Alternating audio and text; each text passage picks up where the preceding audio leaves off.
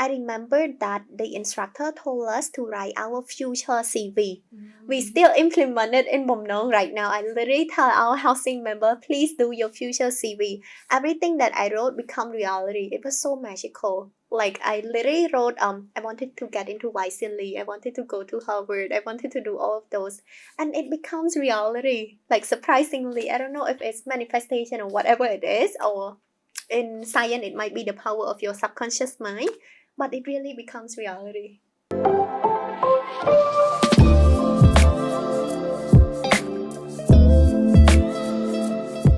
Hello everyone, welcome to the season 5 of AUPP podcast. My name is Menghieng and I will be your host for today's episode.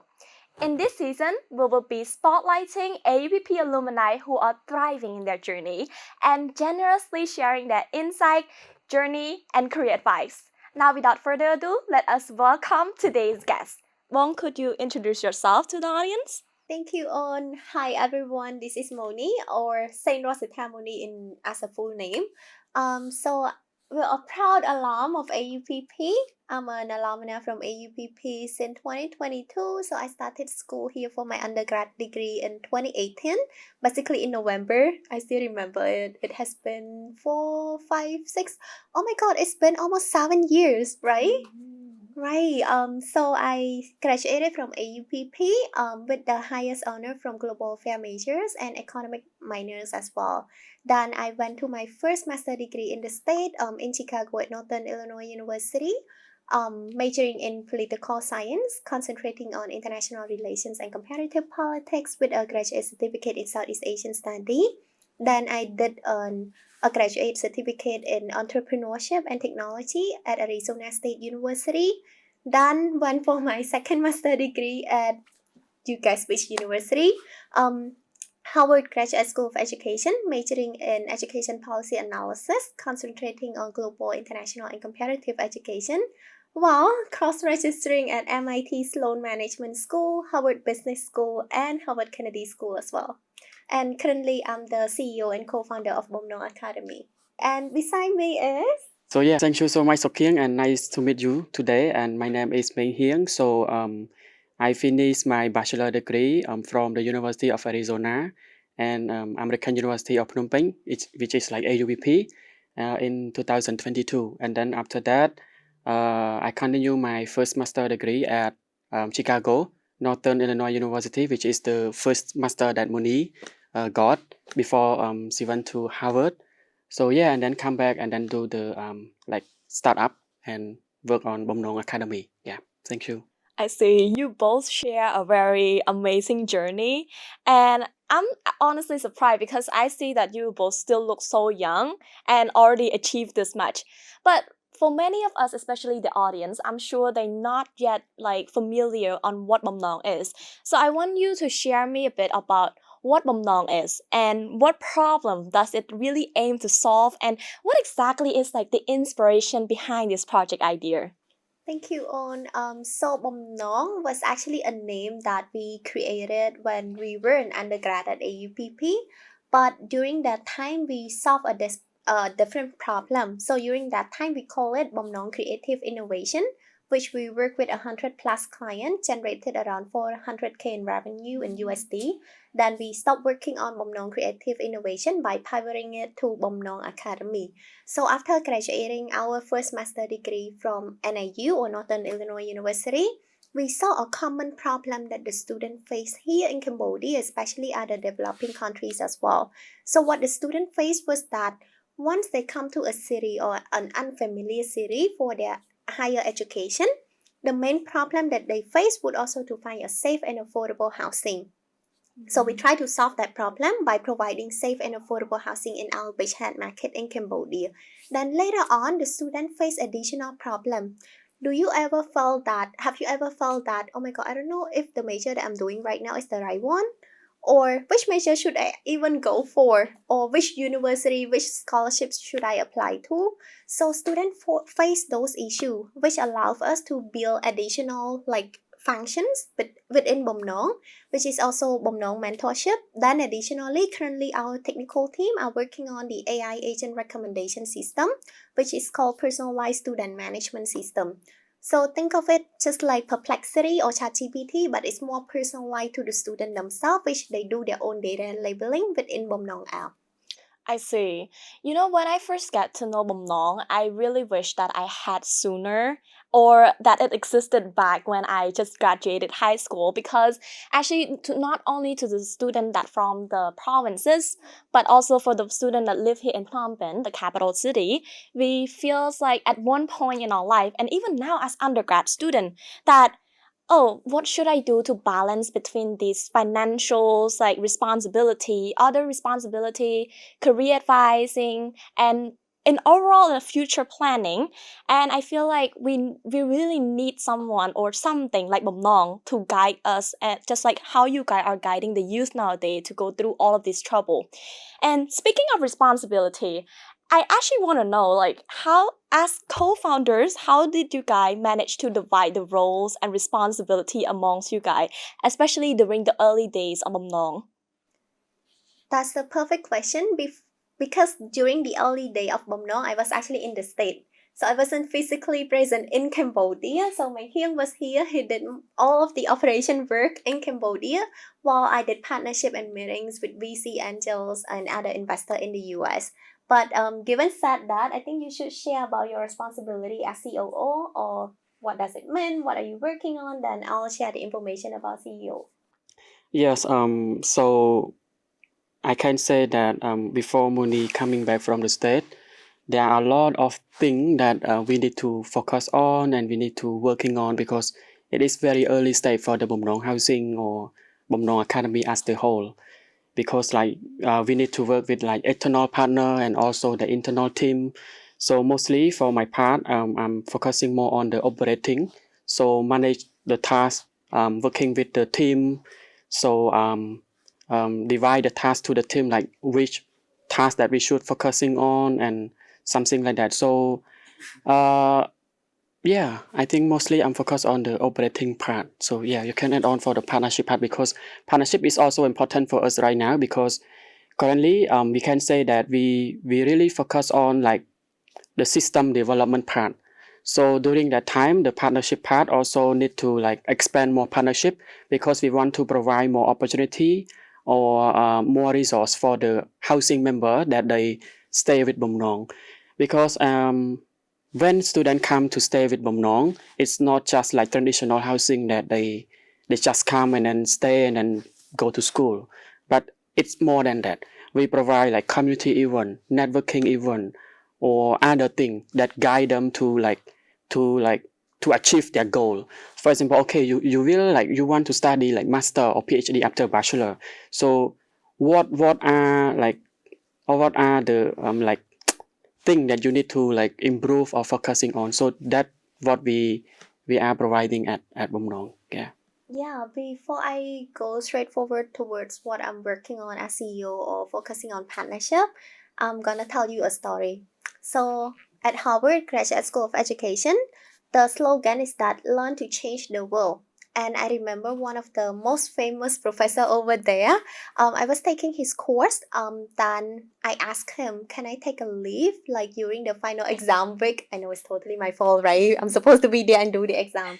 So I asked him if I could take a leave, and then he asked, "Where are you going?"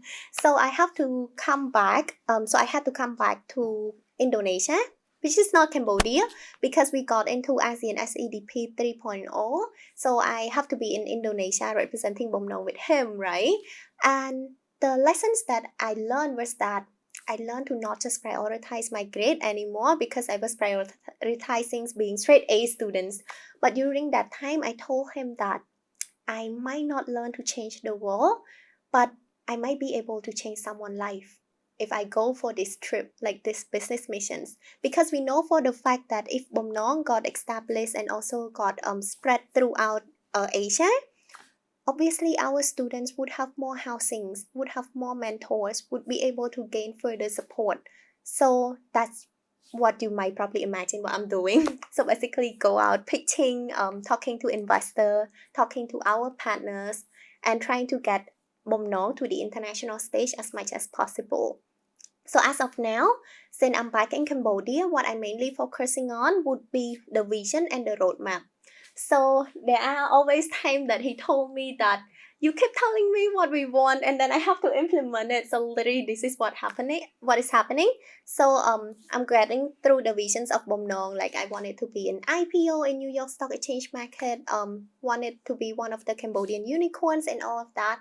Then with the roadmap of how we get there and how many years, then here comes the operation. So we would have to do all of those and make it a reality with our CTO as well. I see. That is just like very, how do I say, like superb time management skill, as well as a very brilliant like teamwork between you guys. Of course, we have both like the vision, and of course, we have the COO to put in the action as well. And one thing that I noticed from your answer is that now it's a very motivational story for, especially for our audience, especially for those who are still growing at a younger age than you, or even the same age, to take this idea to like making sure that they put this little action to change the world and be such a very good change maker like both of you and your team.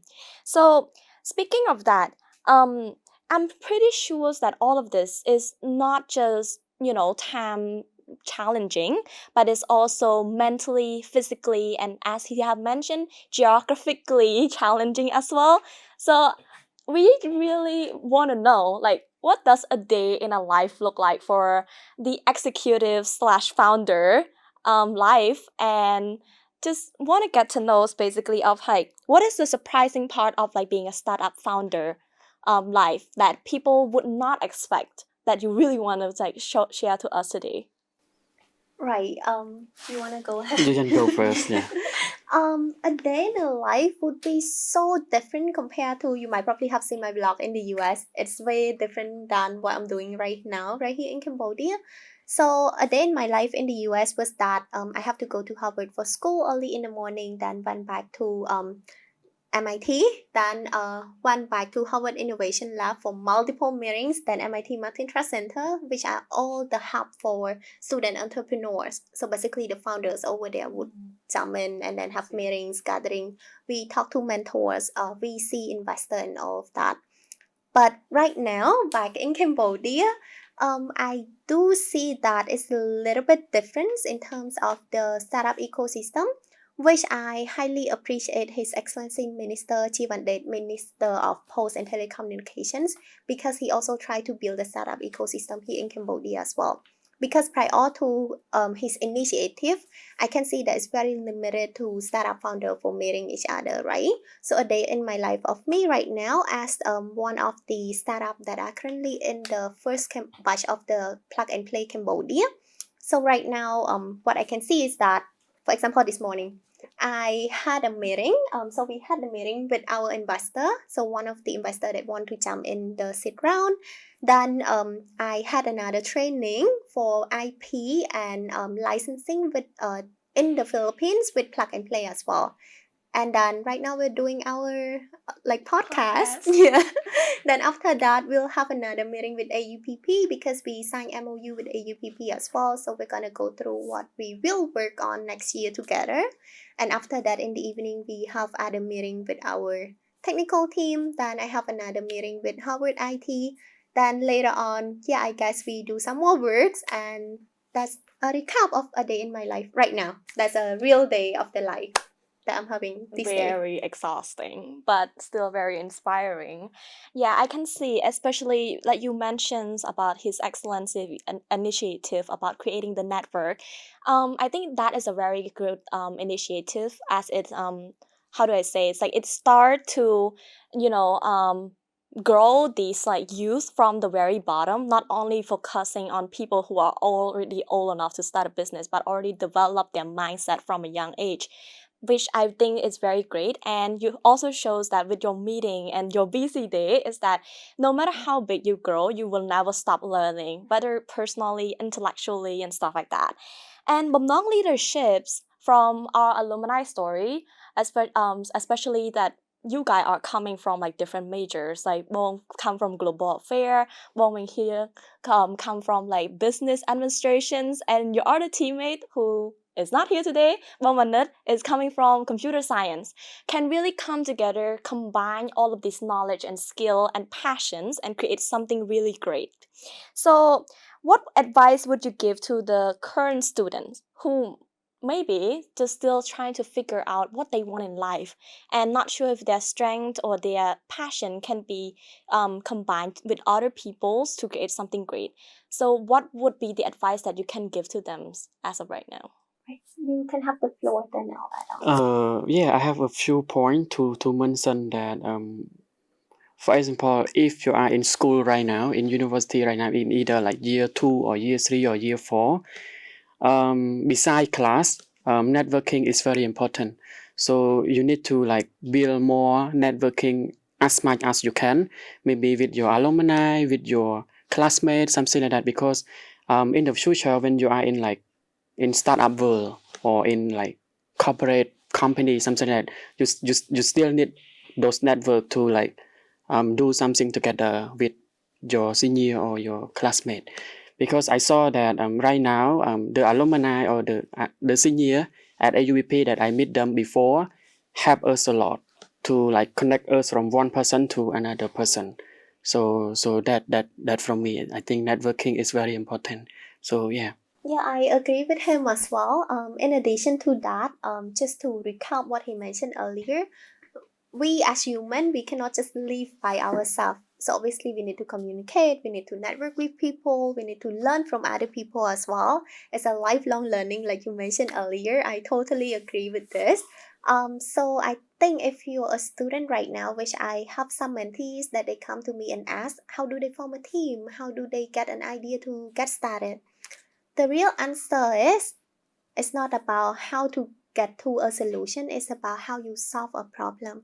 So just what you mentioned earlier in our previous discussions, like when we try to solve something, when we come up with Bamnang, we actually wanted to solve the problem that the student really faced.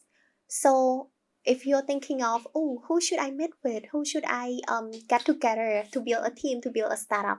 FYI, I'm only mentioning about startup. For other things, obviously you need to network with as much people as possible. So for startup, you actually have to ask, what problem do you yourself want to solve? Is it a problem that you as the founder face it? Is it a problem that your friend face it, or is it a problem that you see people face it and you feel compassionate, you feel the empathy that you want to solve it? So if you have found those problems that you want to solve, then later on you can think of, oh, who are the people that can help me to solve it? Because for example, like you mentioned, I'm from global affair majors with econ minor. So obviously what I'm thinking of, I'm more into like partnership, international cooperations and all of that. But then for business world, obviously I need him. Like he can lead the people, like he can lead our team as operation head, right? As a COO. Then later on we realize that we also need our CTO because obviously we're not gonna go and do the code. The most I can do is Python. I cannot build the whole app. So we have the whole tech team. So it's about us collaborating, but the main things that you have to come up with is the problem that you want to solve. Like you passionately want to solve. Building a startup is not about, oh, I want to build a unicorn, oh, I want to get like millions of dollars. It's about you wanting to solve something, and later on the vision will be there and you will reach that target if you are personally very compassionate and also very passionate about what you're working on. I see. So to basically to get through this journey, I can see from your answers that a clear goal of what you're trying to solve and the effort to just network and connect with people are the two really, really respected and really important aspects of trying to be, successful with startup or any, I'm pretty sure it's like with other journeys in your life as well. But speaking about networking, I think even our audience watching this, we often come with a questions or an experience like when you go out there, especially as young people, especially in society where there's a lot more experienced professional, we often have this fear. Okay, what if I messed up? What if I extended for a handshake, but then they come back with a jumrip sur? And what if I do this really minor mistake and people would remember me by this and that? So we have a lot of this what if. So from your experience, is the next question is something that I'm really curious about, is that being young leader, have you ever faced any doubts from others? And how did you deal with those doubts?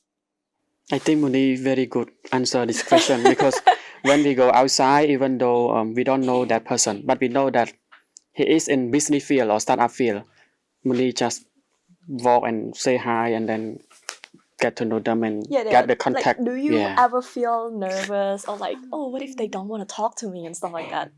Honestly, in psychology, we all have imposter syndrome. So we all have felt that in one way or another.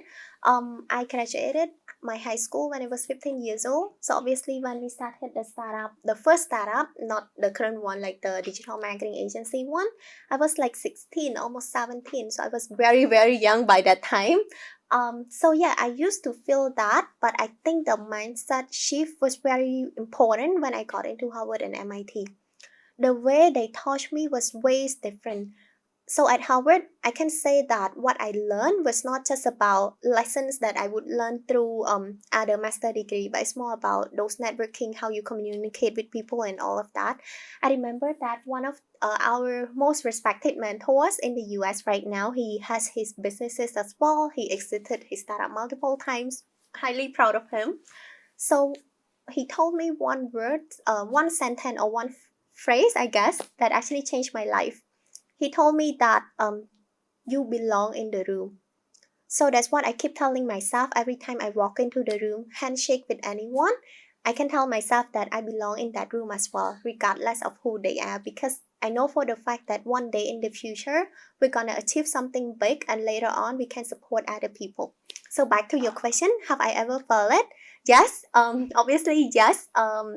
And to the point that I also felt like, oh, maybe I shouldn't reach out to people. But later on, throughout this learning journey with experience, with the lessons that I learned from the mentor, I realized that they're all humans anyway.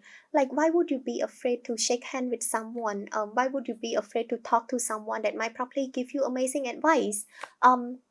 Because at the end of the day, once you go there, you talk to them, what is the worst case scenario? They say no, or maybe they don't shake hand with you back, or what you mentioned earlier, they might probably do a salute instead of shaking hand, which is totally fine. In our perspective, in our mindset, when we make a mistake, or in psychology, when we make a mistake, we feel like people are gonna remember it forever. But in reality, they do not. Because that's a harsh truth that people do not really remember what you do, like your mistake, as much as their personal mistake. So that's also something that we can tell ourselves. They're gonna forget it, and we just have to do better the next time. So if currently you're thinking of, oh, I should reach out to a professor, I should actually start my own startup and reach out to some business people or investors, just do it. The worst case scenario that they can say is a no. So why would you be afraid? They're not gonna put you in jail or do something way worse than that, right? If it's just a no, yeah. Yeah, though I'm sure that the same challenges could extend to different aspects of our life, and I think it can also appear in different shapes or form as well. For you, it might be like, oh, they say no to an investment, but for different aspects, people who are at different stage of life, for example, like some of our students might feel that they are not yet experienced or ready to venture into like the enterprise world.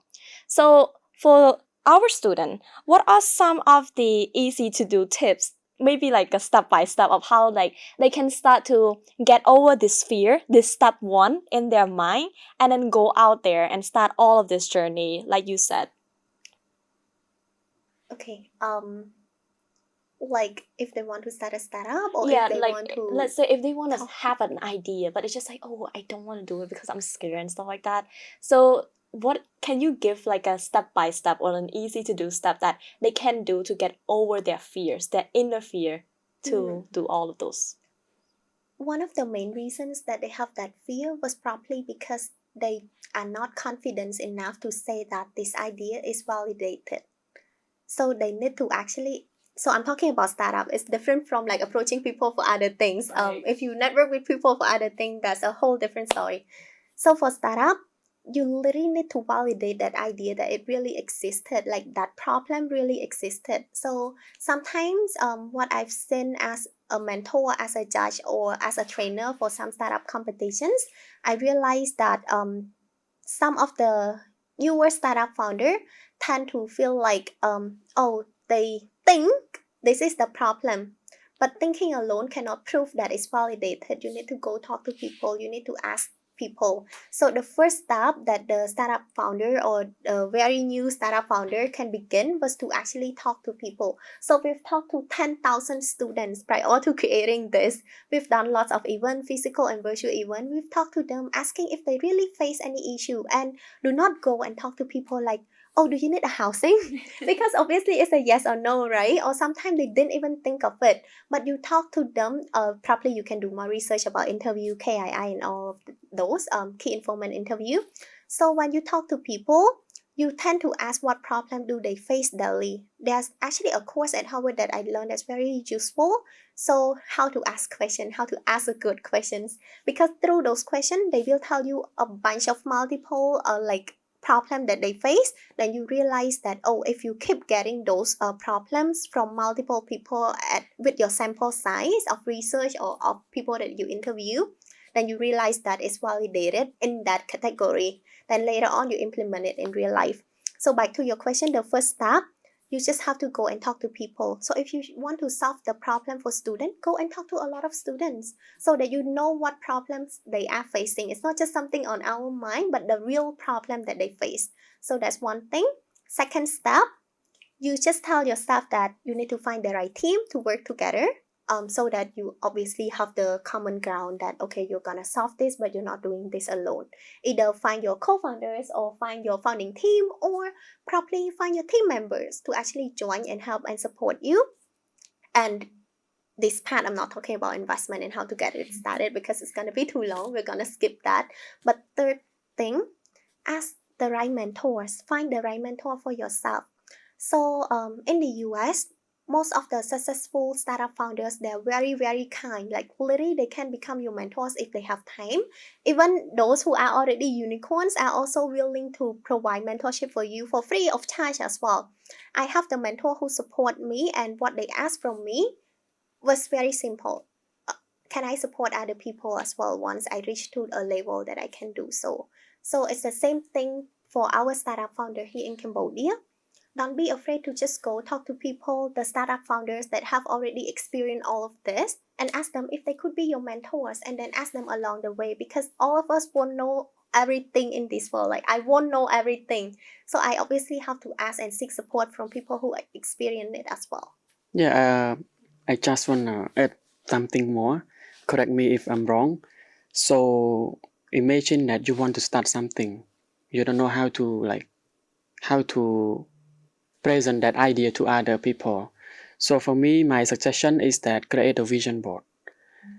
Create a vision board is one part, but other part is right now we have a lot of AI platforms such as like ChatGPT, Canva, Gemini, or DeepSeek. But you have your own idea, right? So use that keyword or key point to ask AI to advise you more, like what should you do, what should you start, and then use that, convert it in Canva to create something like in real life, in picture or UI UX. Mostly you need to have some picture to visualize like how does it look like, and then create that vision board, and then you can use that to present to other people. So if you talk to 10 people, it should be like 2 or 3 people, they will understand what you want to do, and then they will support you. So yeah. Yeah, so what he mentioned earlier was more like visualizations, and with our vision board, just to add on a little bit as well, once you have it, you can also manifest it to happen in real life. But we're not gonna go through all the topic of manifestation, but yeah, you can continue. Right. I see that the visualization skill is a very important skill because I can say that it's also a part of communication skill, right? You're able to communicate what this dream or idea in your head look like to other people so that they can understand it. And sadly enough, in this world, you need to be able to tell people what you want in order to ask help from them. And I think you mentioned it as a very good first step to be able to ask and to communicate with people. That is a very good point. And just like you said, there are a lot of mentors, whether outside of the country or within the country, that I personally also have reached out to a few. They really enthusiastic to take you under their wing, teach you about this and that in their field, or even connect you to other people that you really need help from. And I believe this lifelong learning is a very good journey and a good thinking skill as well. However, it also come to this question of how did you manage to balance this demand of running a company with your continual learning and your personal growth as well? Because I'm sure that's take a lot of mental energy and a lot of time in order to be able to do both. Right. The limitation that humans set for ourselves would be the limitation that we get. It sounds confusing, right? So if you set a limitation for yourself, that's the limitation that you can actually reach to. Because in your perspective or in your mind, or for example, if I say that, I cannot go to Harvard, the most I can do is just a university in the US, for example, let's say that, then I will never apply to Harvard, then I won't get in. I will never get it. So once you set the limitation to yourself, that's when you feel like, oh, that's all I can do. So back to your questions.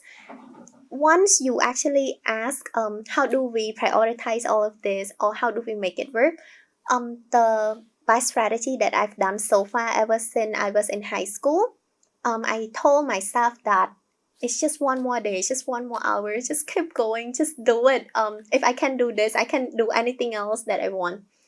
So that's also how it got me to grade A in high school, because I keep telling myself, just do one more exercise, just one more day of trying, right? And it keeps continuing. So consistency is the key right here, and do not limit yourself. Just tell yourself that you can do it, and be consistent with what you're doing, and fake it until you make it. So it's no longer about faking it, it's about you doing it consistently, then it becomes reality. I see. I also want to know from the operation side as well. Going through all this trouble, I'm sure that you have to work with a lot of people, whether it's your coworker or your employee. How did you manage to, run through all those demands? It's not just like a team member or co-worker, but it also with the housing member too. Because as you know that we do the housing, right? So the dormitory or housing, student housing in Cambodia, I think it's not like have a lot of location or people that do it. So we also need to spend a lot of time to educate housing member to understand how to living together, how to use share kitchen, how to cook and then clean immediately. So yeah, back to your question, we need to work like 7 days a week, 24 hours a day, work every time. But I can say like Muni mentioned earlier, okay, just one more hour, just one more day. So that is our motivation too. And fake it until you make it. That also the key point. So yeah, for me, I need to before each day, we need to do the to-do list, like what to prioritize, which team member or department that I need to talk to, and is it like I need to do online meeting or physical meeting. So I need to write it down before going out from home, or yeah. So to-do list also very important to help me arrange or manage my schedule or task. Yeah. What he mentioned about motivation is very important as well. So if you internally have your passion, your internal drive, like your personal missions, and if it aligns with the company missions, it's gonna go up very quickly. So what I'm saying is that when I was 14 years old, I went to Malaysia for a STEM fair. Then people didn't know where Cambodia is, because I kept telling them I'm from Cambodia, and they told me that either I'm from Thailand or from China. So I'm like, No, I'm from Cambodia. um, so that's also when I realized that my personal missions is to bring Cambodia to the international stage, which align perfectly well with Bamnang mission to also go to the international stage, go to IPO, unicorn, and all of those, so that Cambodia can have a pathway that our startup can also achieve something big internationally, globally. So yeah, mission, vision, and is very important before you start to do something because it will like help you along the way. Like okay, keep doing. Because for example, like sometime when you want to like do something new, and then you don't know if have like customer or people that gonna buy your product or use your service. So yeah, you need to have clear vision and also the clear mission. So it will help you a lot. Yeah. I see. I can see that the intellectual and skill developments is very important, but so of course are the character development because it really shines from within and it's some things that you cannot overlook. And seeing both of you, I feel like you are like the living proof of that already. And of course, just like Menghieng mentions about the missions and the vision as well, those are things that I think we can call it like an internal Yeah. motivations, Correct. but of course we also need both the internal and external. Even for me, like I can feel those external motivation from professor, like because I major in IT and with the job market and stuff like that, I got a lot of motivation, especially from the dean himself. And of course those internal motivation really keep you ground to what you believe in, just like from your mission is to bring Cambodia to the international stage as well. So looking ahead, what is the visions of Bamnang? I'm sure that you mentioned it throughout your answer already, but what is the vision you from Bamnang and what does this specific mission or visions like grow in the next 3 to 5 years? What is the next step basically that you guys are thinking of right now? Could you share a bit about that? So what we see Bamnang right now, just like His Excellency Minister also mentions as well, Bamnang is no longer a local startup in Cambodia alone, but Bamnang is an international startup. I quote him what he mentioned. So basically this is also what we're walking towards. So we just did our roadmap until 2030. So our main plan is that within next year, Bamnang is gonna scale rapidly nationwide in Cambodia with our system, personal student management system within Cambodia, and also we'll have the holding company in Singapore with operating company in Cambodia. Then we'll also scale to other countries as well. So PSMS or personalized student management system will be launched in Cambodia, Indonesia, and India. Bamnang also aim to scale globally and just like His Excellency Minister advised as well. So we're gonna scale to developing countries in Asia, then also in Africa, in Latin America, and Eastern Europe. Then also in practical operations, I also want Menghieng to share a little bit of what we see Bamnang as. Yeah. At the point from vision of Bamrong is that we want to help students, especially from province, when they finish high school and then they come to like Phnom Penh city um, for the university. At least they finish like the bachelor degree. So by doing that, we are the one like try to support them as much as they can because right now we saw that it's not just in Cambodia but also other developing country. There are two main issues that students face. So first is the mental health issue, and second is they compare themselves with other people because of the social media. So that two things lead to like they decide to drop out of the school or like lost motivation in like studying or engaging with the community either in classroom or outside the classroom.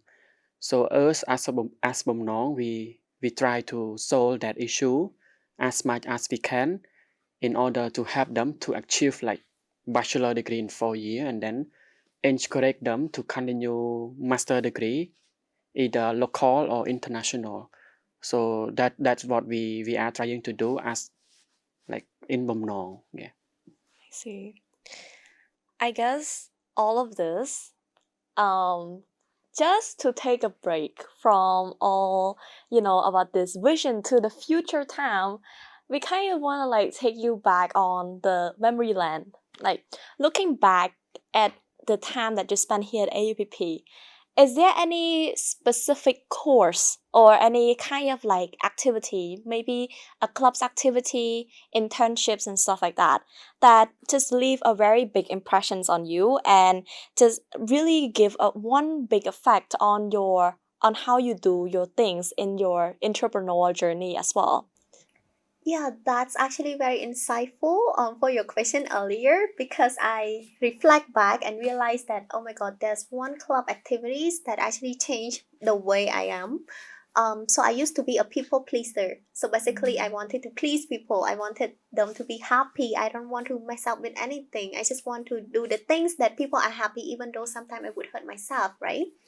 Then I remember that when I first came to AUPP, during that time, there were only 5 scholarship students from AMT, which are supposed to study global affair major. Right now, there are multiple, like hundreds of spots for the student in various major, which is very good. But during that time, because there are only 5 students and the campus was also quite smaller compared to right now, which I can see the growth of AUPP along this past way as well. So during that time, I wanted to initiate a public speaking and debate club, which I heard that there used to be some seniors doing this, but later on, after they graduated, they no longer continue the club. So I wanted to reinvent it and wanted to create a debate club. And Oh, I'm in debate club. right.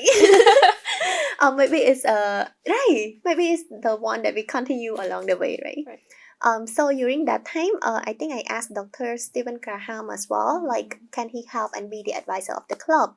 But then there are also other students who wanted to create a similar one. So if I were to be who I was, I would actually say, oh yeah, other people can just do it. I don't need to come and take the lead or join the initiative. But because of that one specific clubs allowed me to say no and allowed me to also wanted to help to contribute and to take the lead. So I think that's when I learned that sometimes we don't have to please people all the time, but we can also ask, this is what we want. Can we get it? Can we collaborate? Can we do this together? So that's one thing that I think it applies to our business world as well. I see. How about Menghieng? Mostly, I think that most of the course that I taught at AUPP, all of them apply to what we are doing right now. Mostly, first of all, like critical thinking. So it's come from each of those courses. But I want to mention a course that I think before when I'm in that class, I think that it's not very important to me. It is in business communication course with Dr. Diana. So during that time, she teach us how to build website or CV, something like that. And I think that, oh, it's not important. But when we start to do Bamnang or Bamnang housing, us try to like let the housing member know, okay, you should do CV, you should do website, you should do that. And then we reflect, okay, that's what Dr. Diana want us to do.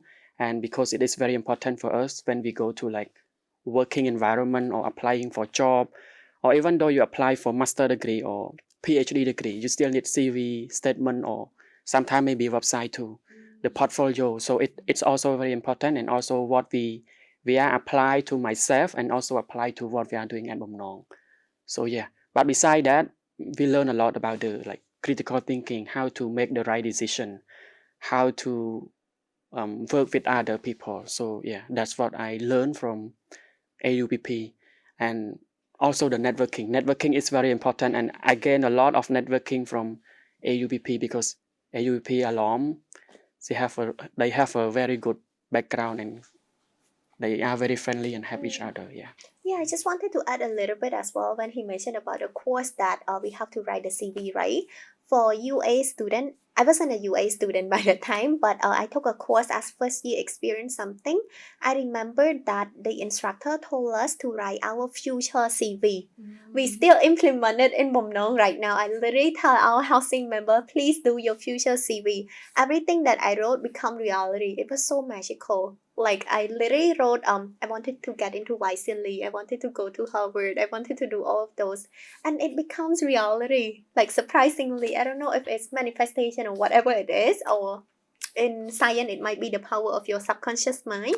but it really becomes reality. Right. That point, I also want to share a bit of my personal experience as well.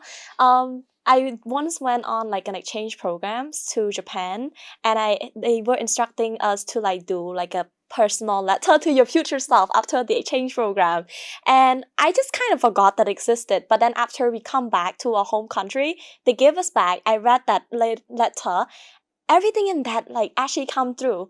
And I can see even for me who's still in AUPP right now, like I'm pretty sure I've also gone through the same course where we were instructed to write a resume of sort. So I guess I'm gonna go back and actually do it. So maybe some of my dream might actually come through.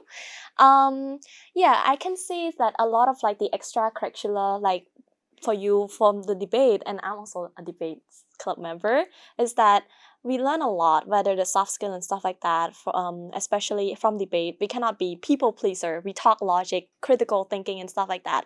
But at the same time, we also need to be able to use the communication skill, the networking skill, to be able to commute those ideas through and not making people want to punch us, basically. Yeah. So now, instead of when and what, we want to ask, is there anyone in AUPP that made such a very memorable memory for both of you? Whether it's a professor, a friend, or maybe an employee here or staff here. Can I mention him? Does Sure. that Can I count? mention like class or club or activity? You can, of course. You go ahead then. Okay, go first. I think it would probably be him. As a Mm. person, I can mention a bunch of like my friends, my senior, my professor, like a lot of people who are very very significant to me. Um, I wanted to mention him because I think that he see through myself. Like I remember that I wanted to create the contents for fashions. So basically, I don't know how to do makeup, right? It's literally my weakness, but I wanted to do like makeup content and fashions content, which are totally my weakness. So I cannot do any of those. Anyway, no one is perfect. I literally have my own weakness as well, FYI. He saw through me that he told me probably I should actually explore education content. And that's also when 5 or almost 6 years ago, I started the education content creations. So I think that's very important as well, that throughout all of those, we impacted around 10 million people digitally, either in Cambodia and also other countries as well. And I think without his one word during that time saying that maybe you should explore education content as you got grade A in high school and very good grade towards uni and scholarship and all of that, I might probably went into different fields, which are totally fine. It's just that it's not my strength, right? So, yep, I would say him. Okay, how about you? What to say for this question? It's quite hard for me too. But let not just mention about people, but mention about the class or the activity. So for me, I'm from Siem Reap province. So I study high school at like public school. So we are not. It's like we don't have so many opportunity during the high school. So because it's public school and students are from different background. So when I come to like Phnom Penh city and continue my bachelor degree before joining like year one, I need to study English preparation program, EPP program. So during that time, our class mostly it's project based learning. So the teacher or the professor they teach us how to like lead the project, how to do the project as a group, as a team member. So all of those experience also like um, help me a lot to do what I'm doing today, to learn how to manage tasks, how to manage people, and how to leading the project, something like that. So I think EPP program also help us a lot during that time, and also to everyone who like from province and then they not feel like confident studying in English. So I think you should thinking or explore more in EPP program at AUPP too before you jump to the year one. So that also important, and I want to encourage everyone to thinking about that. Yeah. I see. Yeah, I've seen a lot of students who are, still pretty insecure about their English skill and stuff like that. But here at AUPP, we do have the EPP program to help them with that. And one thing about learning is that having a peer that actually understand your struggle, and the program itself actually give you that component as well. So from the student, even now, I asked about a few of them, and they also share the same comment as Menghieng as well, that they found it quite helpful because they now able to strengthen their skill even during the school break, as well as connect with a few of the students that coming from the same background or struggling with the same issue as well. Because sometimes when we come from a different place to a different city, sometimes we only come alone. Sometimes we only pass this specific scholarship or this admission exam alone. So that's pretty lonely as well. Yeah. Yeah. And sometimes a person that really like close to you also important, because I never like imagine that I can continue my master degree at the US. So during that time, before like submit the application, Muni just said like, okay, just apply and then you will see the result, something like, because even though I almost like finished my year 4, but I'm still not like very confident studying with other international students at first at the US. So yeah, the person that really close to you is also very important to motivate you or encourage you to go to the next step or other point. So yeah, and then when you are in that area, it's just very simple. Just go and Just go with the classmate help flow. us along the way. So yeah, Right. I see. So people that you choose to be in your circle yeah, is also very mean a important lot, and really affect to us. influence you Yeah, as a person as well.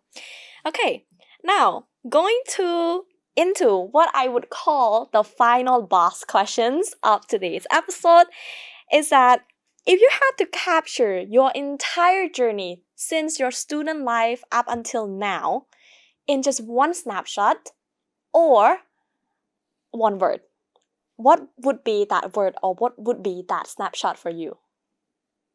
You can start from Momani. I would say magical and dream comes true. It's a phrase. Well, I actually live the life that I used to dream about right now. So there are points in life that we keep chasing the things that we wanted to achieve. We achieve it. We chase more things that we want to achieve or better things, right? But actually, it's very magical throughout my undergrad until now. Currently, I'm doing what I really love as the CEO and co-founder of Bamnang, scaling it to international stage, and also a senior specialist consultant at the ministry. So I think I'm literally living my dream life right now. But I would love to explore and learn more and also achieve better things as well. Okay, how about Menghieng? yeah. I'm still exploring, but I also really like what I'm doing right now. Especially we have our own community, so it's like our own family because it's our community, right? So for example, sometime when we are on holiday, most of them go to hometown or other province, and then when they come back they bring like orang or chicken, something like chicken, maybe sometimes chicken to us as like Bamnong team. It's also like make us like very happy during that time. And yeah, Ever since the introduction questions up until now, I'm sure our audience get a feel of who you two are as a entrepreneur, as a leader, change maker, and as a seniors to our youth in our society, and as a person yourself. So, one very final questions. If you have to give just one short message to our audience and to all the young girls or boys out there who are going through their life right now, what would that be? Just one short message. Be yourself and dare to dream big. Because at the end of the day, the bigger you dream, the better you can achieve things. yeah. For me, I think do whatever you want, because sometimes you need to feel like confident in yourself to do that thing. Yeah.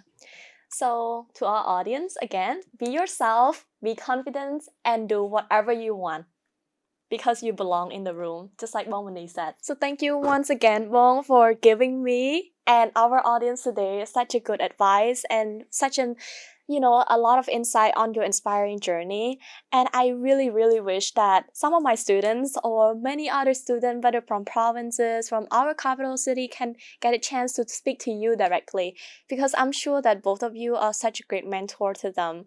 You share such a big empathy to them, and you can see the problem that they are dealing with and try to guide them through all of those.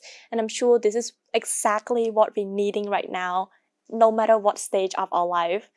Thank you so much, Bong. Yeah. Thank you, On. But we are not letting you go empty-handed. So from our team, we actually have a very sleek jacket and very cozy to keep you warm during this cold weather. Maybe it's only cold in the AC room, but it's very cozy and very stylish. And I hope both of you like it. And to wrap up as well, we actually want to thank our sponsor today, Two Bean Coffee, for this very wonderful and delicious drinks to keep our guests and me entertained for these sessions. So to our listener, thank you for tuning into our episode, and we will be seeing you guys very soon in the next episode as well. Bye bye!